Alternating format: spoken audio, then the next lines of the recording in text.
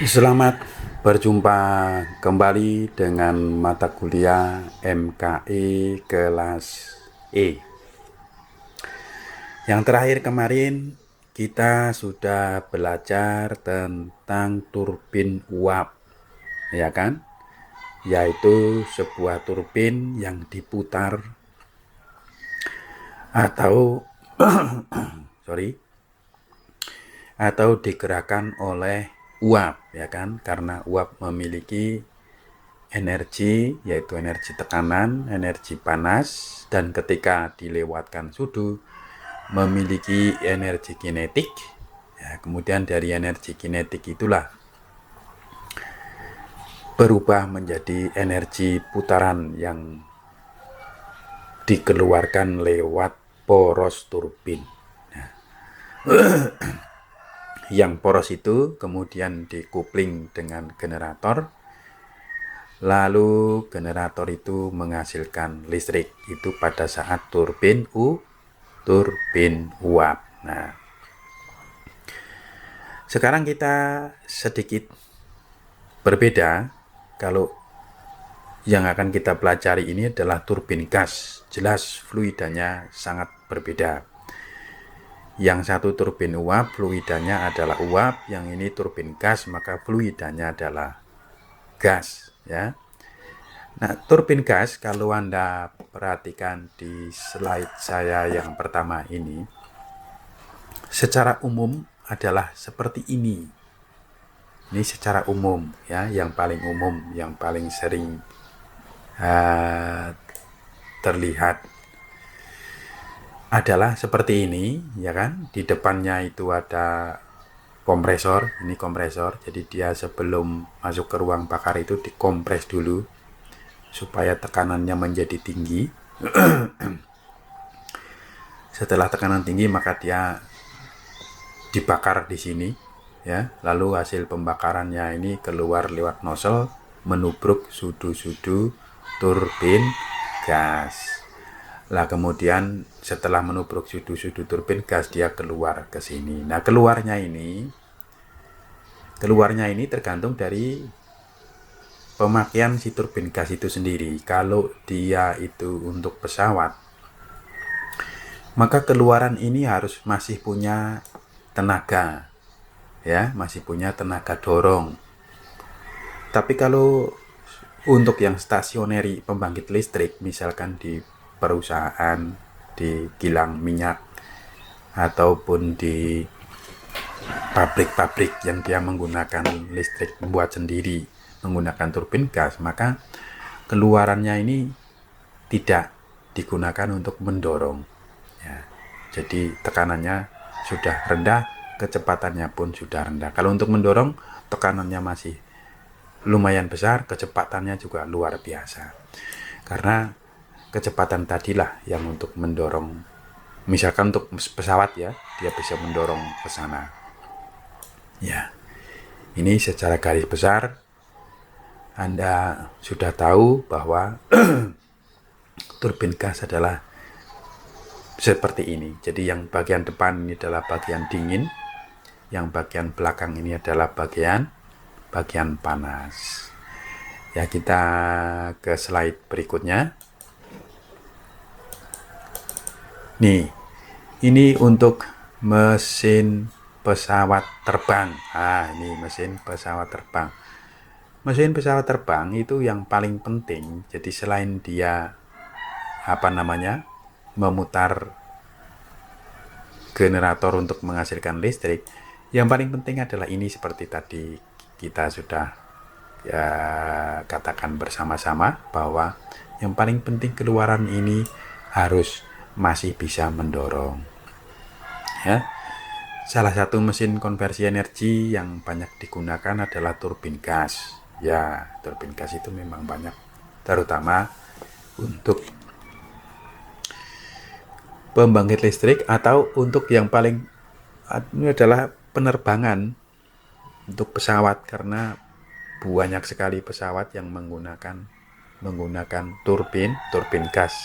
Ya, tidak ada pesawat menggunakan turbin uap, ya kan. Turbin uap biasanya yang digunakan adalah kereta misalkan, atau PLTU.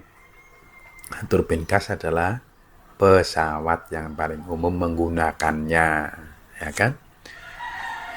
Merupakan suatu penggerak mula yang memanfaatkan gas sebagai fluida kerja. Ya, namanya saja juga turbin gas.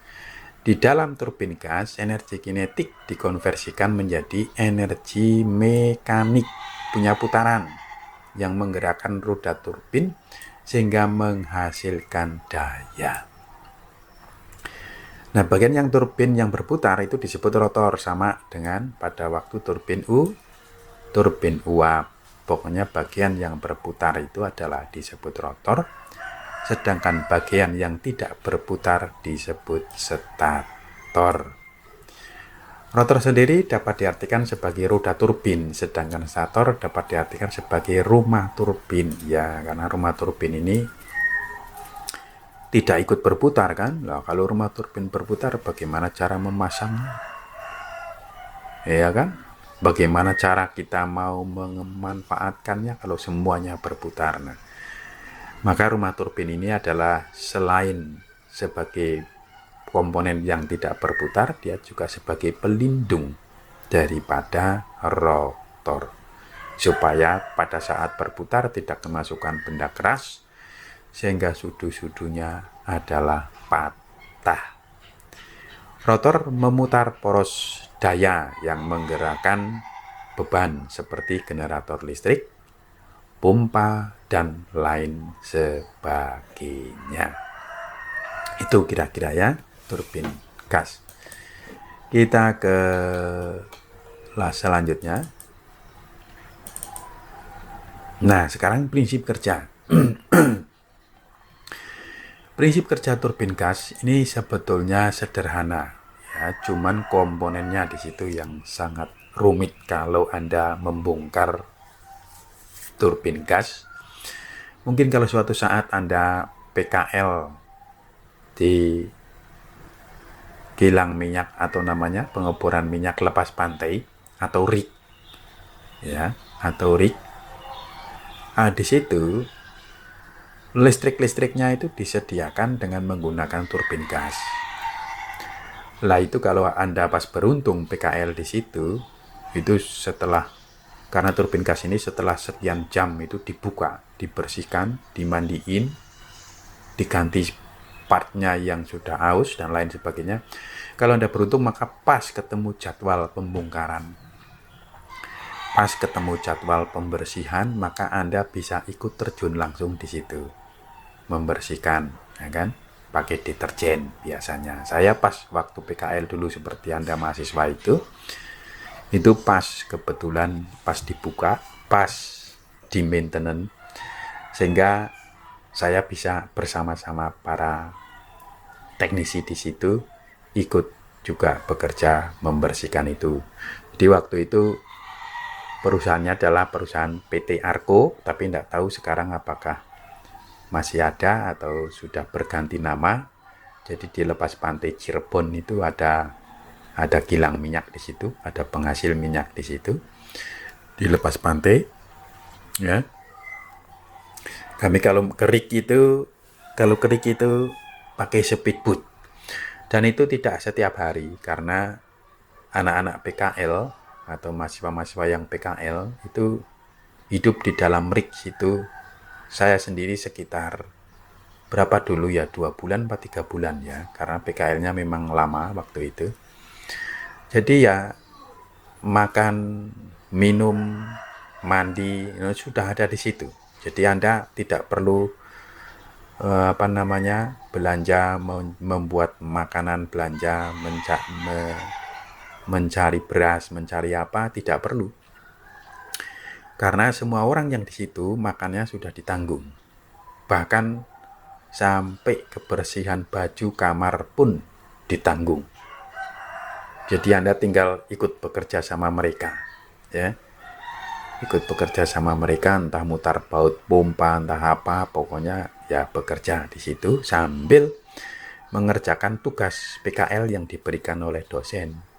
Nah, jadi selain Anda bekerja betul di situ, membantu para teknisi, juga Anda mengerjakan tugas dari PKL.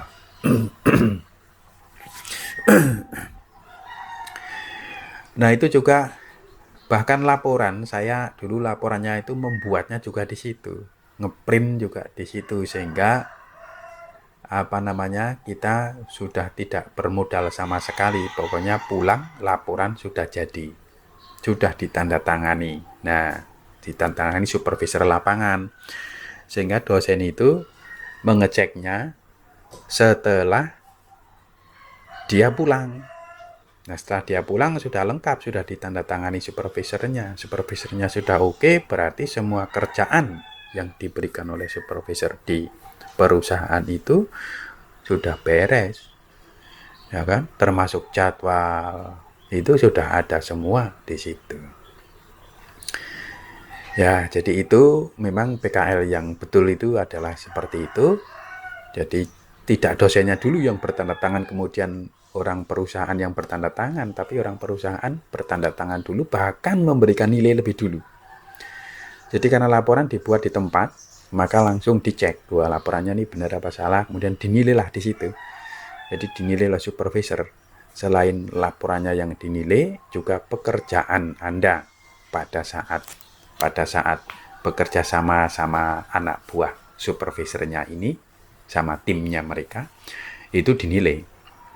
Jadi kalau PKL pada saat saya dulu, nilainya ada dua, yaitu dari perusahaan dan dari dosen. Kemudian dirata-ratakan di situ. Nah, jadi itu enak kalau bisa seperti itu, enak. Bahkan kalau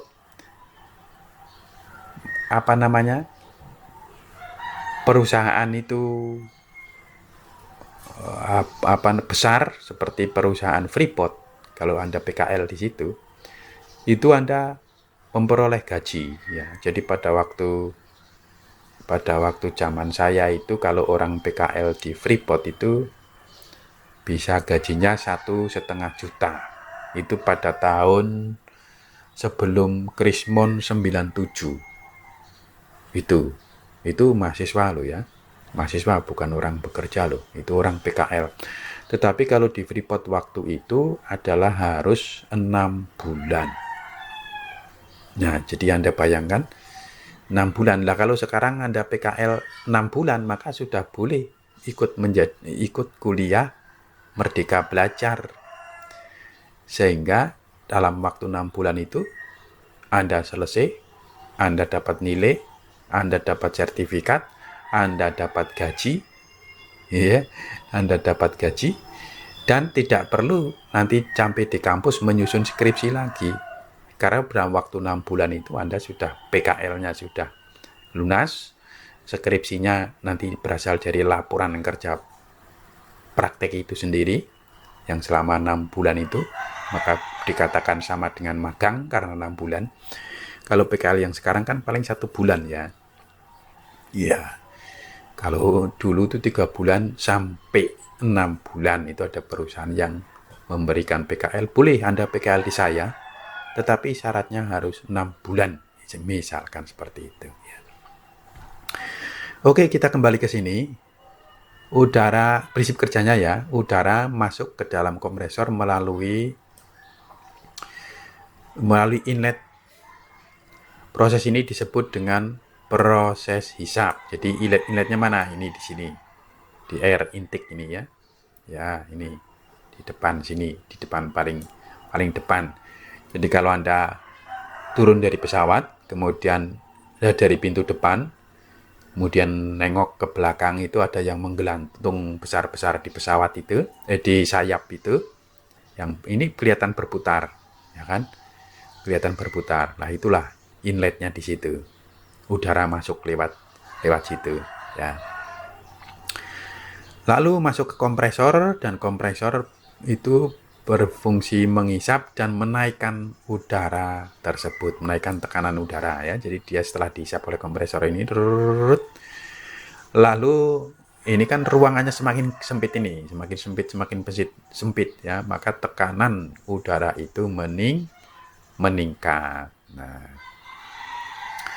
Akibat tekanan tadi, akibat tekanannya naik tadi, maka temperatur udara juga akan meningkat ya, karena tekanannya semakin tinggi, dia akan semakin panas ya. Ini terutama untuk udara atau gas. Proses ini dinamakan dengan proses kompresi. Ya, ini kok kompresi ya.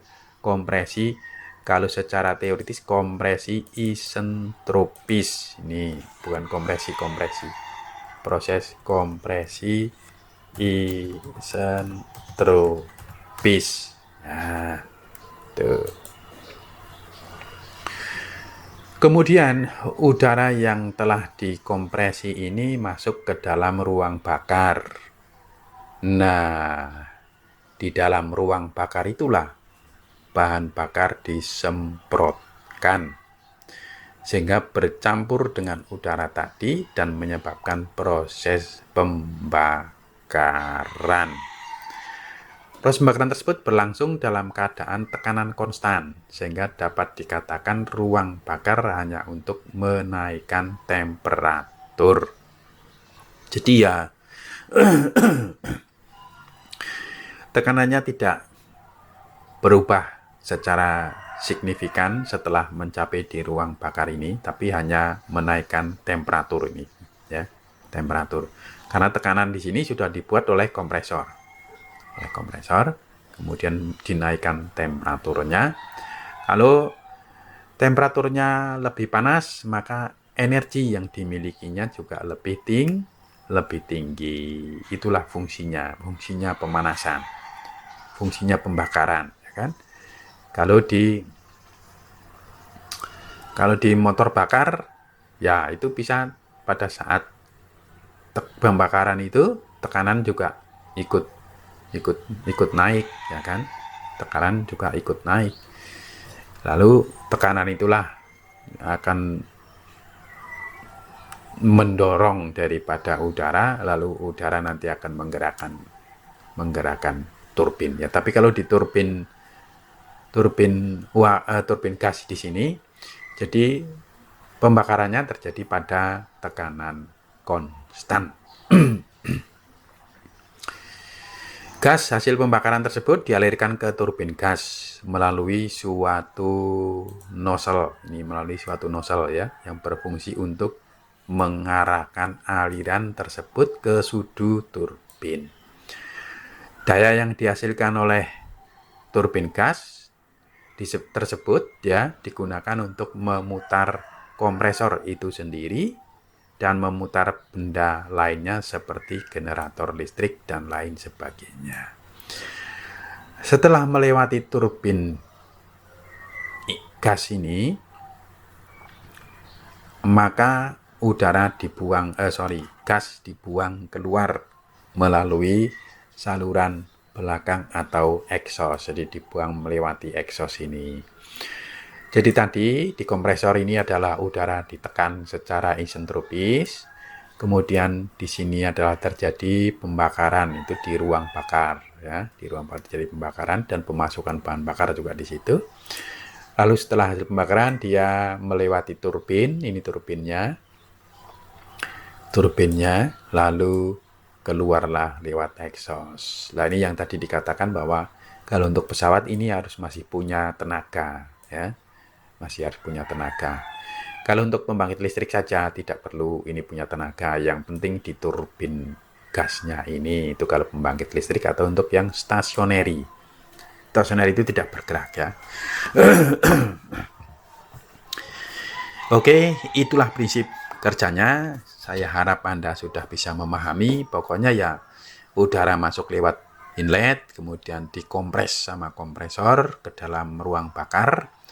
Kemudian terjadi di sini penyemprotan bahan bakar dan terjadi pembakaran di sini. Lalu setelah terjadi pembakaran di ruang bakar, gasnya itu keluar melewati sudu-sudu turbin gas. Dan setelah melewati turbin gas, dia keluar lewat atmosfer, lewat exhaust atau exit di sini.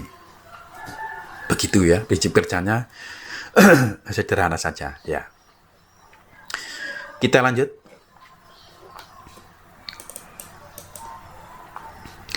Lah ini prinsip kerja yang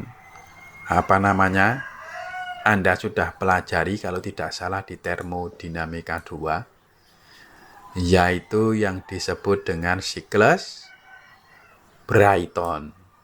Ya kan? Kalau prinsip kerja pada turbin gas itu siklusnya menggunakan siklus Brayton.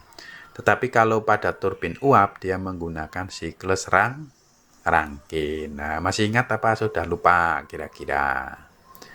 Ya, kalau sudah lupa nanti dibuka kembali di buku termodinamika kedua. Ya, kalau secara diagram ini bisa digambarkan seperti ini, ya kan? Seperti ini. Ya, seperti ini. Nah, sebetulnya bentuk kompaknya seperti ini, tetapi bisa dijabarkan seperti ini. Yaitu ini inlet. Ya, inlet itu masuk ke kompresor, ya kan? Kemudian dikompres secara isentropis masuk ruang bakar. Ini sudah memiliki tekanan tinggi di sini. Sudah memiliki tekanan tinggi, lalu terjadilah pembakaran di sini, maka suhunya meningkat. Setelah suhu meningkat, dia energinya sudah tinggi sekali, lalu keluar ke dalam turbin, memutar turbin ini. Setelah memutar turbin ini, gas ini keluar ke atmosfer atau ke udara, ya. Nah, ini kopel langsung kan, sama di sini juga kopel langsung ini. Ini porosnya satu saja, ini juga sama porosnya satu saja. Keluar. Di sini porosnya menghasilkan putaran atau kerja di situ. Nah, kalau dari diagram PV dan TS itu seperti ini. Jadi dari satu itu dia dihisap lalu ditekan, ya kan? Lalu ditekan pakai kompresor, ya kan? S konstan ini artinya adalah isentropis, terjadi kompresi secara isentropis sampai di titik 2. Titik 2 itu di sini. Nah, ini dekat dengan masuk ruang bakar, ya. Lalu dari 2 ini ketiga, ini terjadi proses pembakaran tekanan konstan. Ini apa cirinya tekanan konstan? Ini mendatar. Dia tidak naik. Kalau naik begini, dia tekanannya tidak konstan. Akan naik terus. Tapi kalau mendatar ini kan tekanannya nih. Ini kan tekanan. Kalau dia garisnya mendatar begini berarti tekanan konstan. Sehingga Qin panas masuk di sini karena bahan bakar itu merupakan penghasil panas pada saat dibakar, sehingga disinilah panas masuk Qin, ya. Kemudian di turbin ini terjadi ekspansi. Jadi dari 2 sampai ke 4 ini adalah proses ekspansi secara isentropis. Mengapa isentropis? Ya karena secara teori ini asumsinya adalah S-nya sama dengan konstan. Nah, lalu dari 4 ke 1, ini prosesnya 4, ini 1, ini kan gasnya ini kan masih panas, ya. Maka gas ini dibuang. Ya, panas ini masih mengandung energi panas, ya kan, dibuang. Q out pada tekanan atmosfer. Pada saat masuk juga tekanan atmosfer, pada saat keluar juga tekanan atmosfer, maka ini tekanannya sama antara tekanan titik 1 atau state 1 kondisi 1 sama dengan tekanan state 4 kondisi 4. Nah, kalau dalam diagram TS menjadi seperti ini. Nah, ini jelas, ya kan? Jelas. Isentropis, dia lurus karena S-nya adalah konstan. Ini juga isentropis, maka lurus. Ini S-nya konstan. Nah, yang ini adalah Qin masuk, yaitu tekanan konstan. Ini juga tekanan konstan. Ya, inilah prinsip kerja daripada turbin gas. Ada 4 proses. Ya, ada satu proses itu 1 ke 2, lalu 2 ke 3, 3 4 4 1. Jadi ada 4 proses, ya. Ya, itu Anda buka lagi di termo 2, pasti Anda akan ingat kembali ya. Kita lanjut ke kerugian. Nah, apakah turbin gas itu mengalami kerugian juga seperti mesin-mesin lain, seperti pembangkit listrik yang lain? Ya, kerugian-kerugian tersebut dapat terjadi pada komponen turbin gas. Ya jelas ya, setiap peralatan pasti memiliki kerugian. Setiap mesin pasti ada kerugiannya ya. Kerugian-kerugian tersebut timbul karena terjadinya adanya gesekan fluida yang menyebabkan terjadinya kerugian tekanan atau pressure loss di ruang bakar. Nah, sehingga kalau Anda betul-betul cek ketika masuk ruang bakar sama keluar ruang bakar, itu akan terjadi penurunan tekanan. Ya, tidak sama tekanan konstan itu enggak. Yang sesungguhnya loh ya, yang sesungguhnya itu tidak ada tekanan konstan di situ. Semuanya akan turun tekanannya karena ada gesekan tadi. Yang kedua, adanya kerja yang berlebih waktu poros kompresi yang menyebabkan terjadinya gesekan antara bantalan turbin dengan angin. Nah, ini kalau bebannya besar sekali, dia juga akan terjadi gesekan antara bantalan turbin dengan angin ya. Lalu berubah nilai CP-nya ya, nilai CP itu kan tergantung suhu. Nah, kalau temperaturnya meningkat, maka CP akan meningkat. Temperaturnya meningkat, CP-nya meningkat ataukah turun? Ya, coba Anda melihat nanti di tabel termodinamika ya. Kalau Anda sudah lupa, di tabel termodinamika Anda pelajari lagi. Nanti CP-nya ini adalah bisa dipakai untuk mencari kerja daripada kompresor di dalam turbin dan juga untuk mencari kerja daripada turbin gas itu sendiri. Ini memerlukan komponen CP. Atau kalau tidak pakai CP, Anda menggunakan entalpi, yaitu nanti ada yang disebut dengan tabel gas ya, tabel udara atau gas itu ada di tabel di termo itu yang dipakai untuk menganalisis kerja pada kompresor dan pada turbin gas. Lalu adanya mechanical losses dan sebagainya ya. Mechanical losses ya karena gesekan di bantalan ya kan. Itu kemudian sebetulnya masih ada lagi, misalkan di celah-celah sudu itu kadang-kadang bisa menimbulkan losses. Jadi kalau celahnya sudah mulai membesar di situ, maka gasnya itu tidak memberikan daya kepada turbin, tetapi dia lewat celahnya itu sehingga mengalami kerugian yang seharusnya bisa memutar turbin dengan daya A, tapi karena banyak celah-celah menjadi kurang dari A ya. Itu. Kita lanjut ke berikutnya ke komponen. Nah, komponen tadi sudah disinggung sedikit lah ya di depan. Ada bagian intake, ada bagian kompresor, ada bagian ruang bakar, ada bagian turbin gas, ada bagian exhaust. Dikelompokkan menjadi dua kelompok besar, yaitu bagian dingin dan bagian panas. Ini adalah komponen utama daripada turbin gas ya. Sedangkan turbin gasnya sendiri sebetulnya nanti ada komponennya banyak. Ada sudunya, ada porosnya, ada bantalannya, ada sealnya, ada sistem pendinginannya, sistem lubrikasinya dan lain sebagainya. Ini kompleks sekali sebetulnya ya. Tapi secara garis besar komponennya adalah ini ya.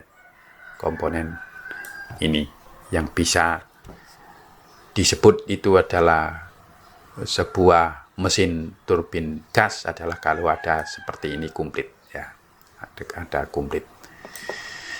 Begitu komponennya sudah Anda ketahui sendiri lewat gambar ini sudah bisa dilihat.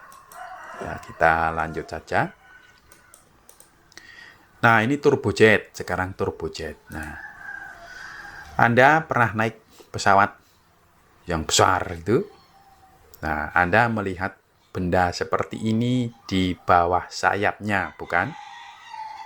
Nah, itulah turbojet. Ya, turbojet. Bedanya apa dengan turbin-turbin sebelumnya tadi? Ya, sebelum turbin ini selongsongnya ada lagi. Jadi ada selongsong paling luar. Ya, ini selongsong paling luar ini. Ada selongsong paling luar.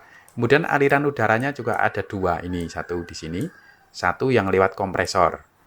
Ya, satu lewat kompresor, satu lewat selongsong ini, tapi sudah melewati kipas ini dulu. Ya, sudah melewati kipas ini dulu. Itulah yang banyak ada di pesawat-pesawat yang besar-besar yang menggunakan jet itu, turbojet ya. Itu pakai ini, pesawat komersial pakai ini kebanyakan. Anda tinggal intip saja kalau di belakang ini kok ada selongsong lagi. Nah, gitu saja. Kalau di belakang ini kok ada selongsong lagi, nah itu berarti turbojet. Ya, turbojet. Turbinnya justru di belakang sini nih, turbinnya. Nah, kemudian ini sistem keluarannya di sini. Jadi udara yang di antara dua selongsong, ini kan selongsong dalam, yang ini selongsong luar. Nah, udara yang lewat di sini ini fungsinya hanya untuk mendinginkan. Ya, ini juga fungsinya untuk mendinginkan. Jadi sebetulnya sangat efektif ya. Udara yang lewat dipakai untuk mendinginkan juga. Jadi satu lewat kompresor, satu hanya lewat di antara selongsong untuk mendinginkan. Lah tetapi kalau untuk stasioner kan tidak bisa. Ya kan, tidak bisa karena kecepatannya kan kurang. Ya, kalau walaupun sudah ada kipas di sini mungkin ya kurang, ya kan. Maka ada pendinginannya tersendiri kalau yang untuk stasioner. Nah, kalau ini sudah ada pendinginan di kompresor sini juga sudah ada sistem pendinginannya, di turbin uap juga sudah ada pendinginannya, tapi ini ditambah pendinginan udara yang lewati luar selongsong dalam. Ya, ini lewat sana. Nah, ini turbin turbojet, disebut turbojet. Ya kalau komponennya ya sama saja ya kan, bagian depan, bagian kompresor, bagian pembakaran, bagian turbin, kemudian bagian nozzle. Nah ini yang nozzle yang di sini fungsinya adalah untuk mengatur ini gas buangnya ini supaya masih memiliki daya dorong ke depan yang dipakai di pesawat. Jadi kalau tidak memiliki daya dorong ke depan, ya pesawat tidak bisa melaju. Pesawat tidak bisa terbang, wong tidak ada yang mendorong. Nah, jadi inilah yang mendorong. Maka jika pesawat mau take off, kemudian Anda di belakang sini, andaikan Anda tidak gosong, ya, karena ini panas, andaikan Anda tidak gosong, maka Anda akan terpental jauh, sono. Didorong ini, cues, Anda terpental jauh.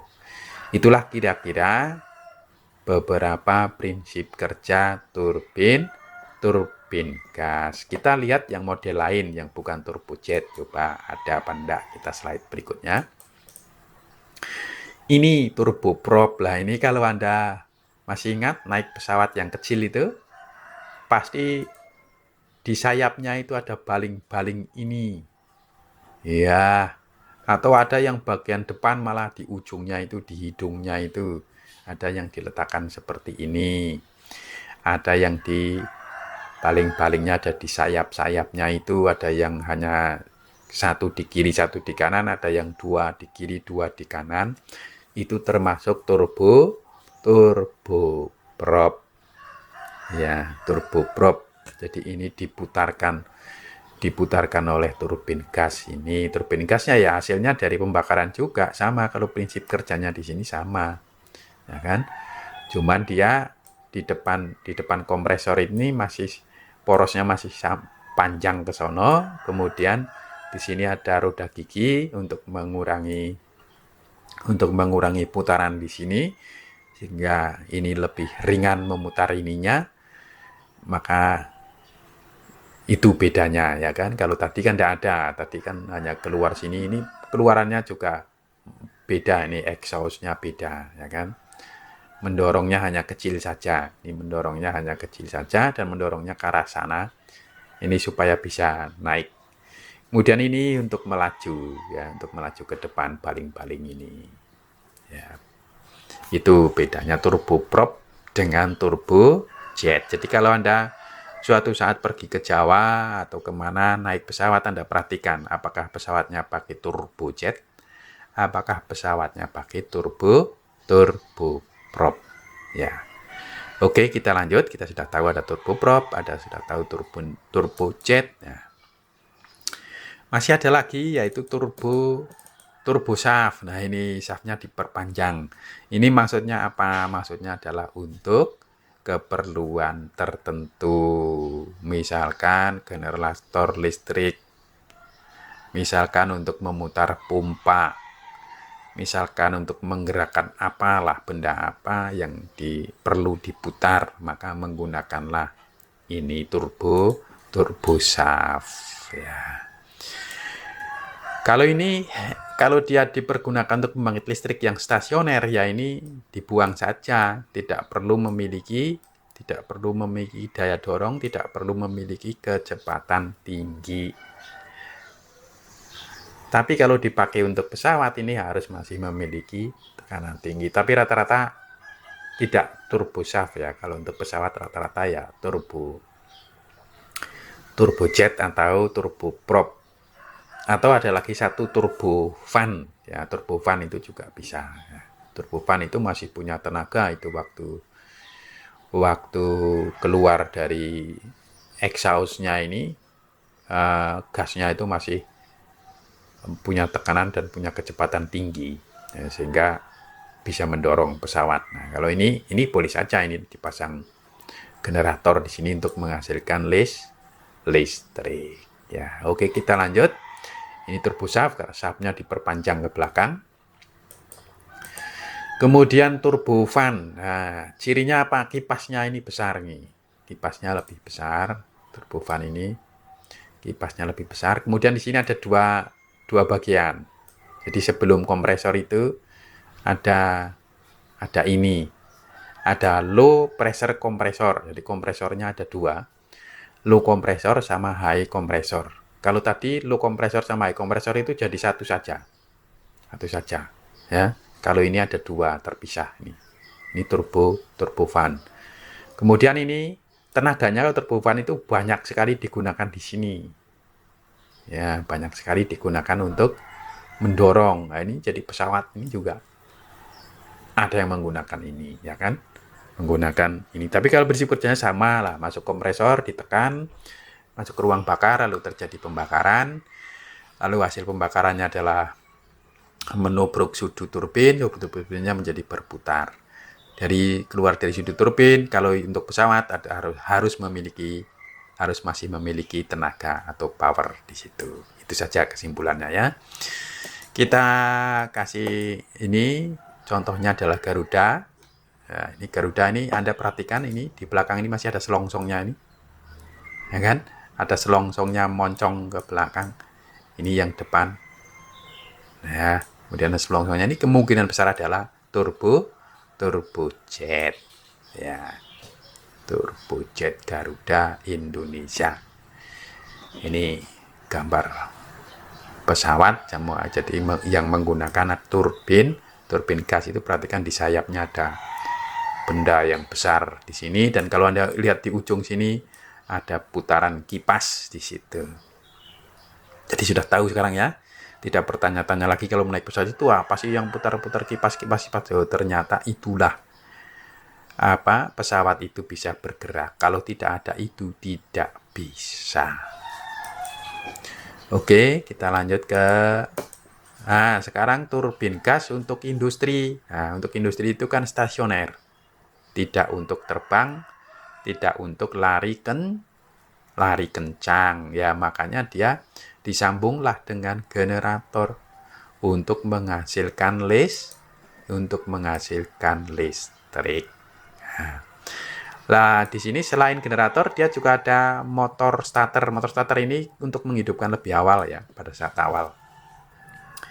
Dia harus diputar dengan starter dulu, baru setelah terjadi pergerakan udara dan bahan bakar di sini, maka terjadi pembakaran. Maka motor starternya ini berhenti ya. Jadi sama dengan mesin-mesin lain ya, kayak mesin bensin, mesin diesel dan lain sebagainya, ini ada starternya, ada motor starternya untuk menghidupkan awal, yang tenaganya berasal dari baterai kalau pada motor ya, daripada baterai ya. Itu untuk pemutaran awal.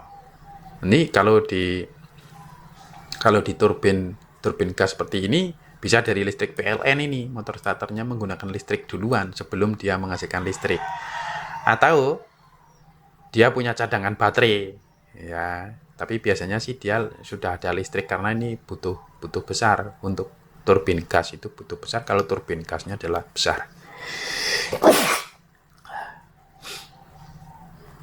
Jadi fungsinya adalah untuk menghasilkan listrik. Kalau di industri ini untuk menggerakkan listrik atau menggerakkan komponen lain yang perlu berputar. Itu saja intinya, tidak untuk melaju. Maka udara keluarnya ini tidak perlu dilewatkan nozzle, tidak perlu memiliki tenaga, tidak perlu memiliki daya, tidak perlu memiliki kecepatan tinggi, tidak perlu memiliki tekanan tinggi. Ya, itu bedanya industri sama pesawat terbang ya. Kalau pesawat terbang keluarannya harus punya tenaga karena dipakai untuk mendorong ya. Oke, kita lanjut.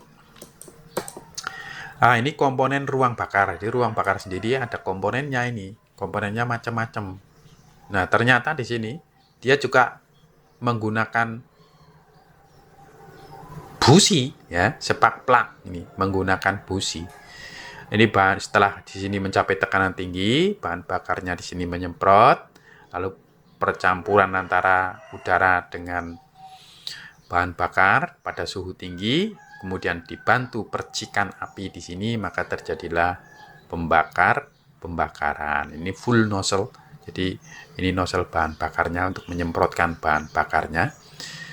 Kemudian crossfire tube ini untuk meratakan pembakarannya, ya kan? Untuk meratakan pembakarannya. Lalu setelah terjadi pembakaran, dia keluar ruang bakar sini melalui transition piece. Ini adalah saluran yang untuk mengarahkan ke nozzle. Ya, saluran yang dipakai untuk mengarahkan ke nozzle turbin gas. Lalu di sini ada turbin gasnya di sini. Ya, ini komponen-komponennya lah ya. Jadi ini kompresor di sini. Kompresornya menekan udara lalu masuk ke ruang bakar sini. Jadi dia ke sana, kemudian ke sini, masuklah ke sini.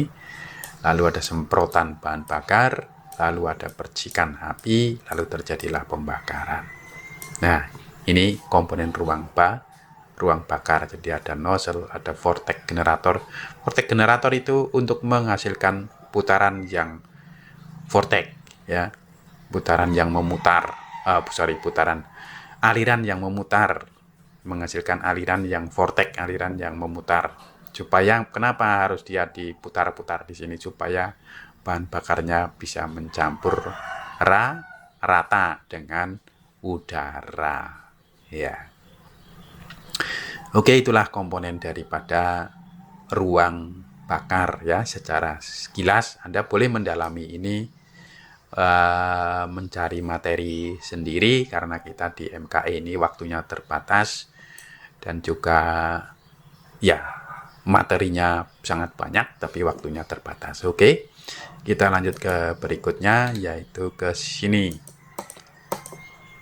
Nah, ini yang tadi di pabrik, tahu pembangkit tenaga listrik menggunakan turbin gas ya seperti ini. Ini sama dengan di pabrik tadi, di industri tadi ya. Stasioner, maka gas buangnya cukup melewati saluran pipa atau cerobong saja. Ya, tidak perlu pakai nozzle. Digunakan juga untuk pembangkit listriknya. Jadi kalau tadi di depan kompresor, sekarang ini diletakkan di belakang turbin ya. Jadi sama saja ya, entah di depan sini entah di belakang sini, karena ini kan satu poros ya. Tinggal Anda sambung pakai kopling di sini, maka jadilah sudah. Nah, prosesnya ini tadi sudah dijelaskan sedikit ya. Prosesnya ini ada kompresi, ada pembakaran, ada ekspansi, ada proses pemasukan, ada pengeluaran panas. Lagi masuk itu Anda bisa menghitung dengan rumus ini ya. Ini kan CP. CP kan muncul lagi. CP berguna untuk menentukan analisis kerja di situ nih. Kerja nih. Ya kan? Kerja turbin atau kerja berguna. Kerja berguna itu ya sudah kerja turbin dikurangi kerja kompresor. Nah, atau gampangnya di sini adalah Q masuk dikurangi Q keluar. Ini sama-sama menggunakan CP.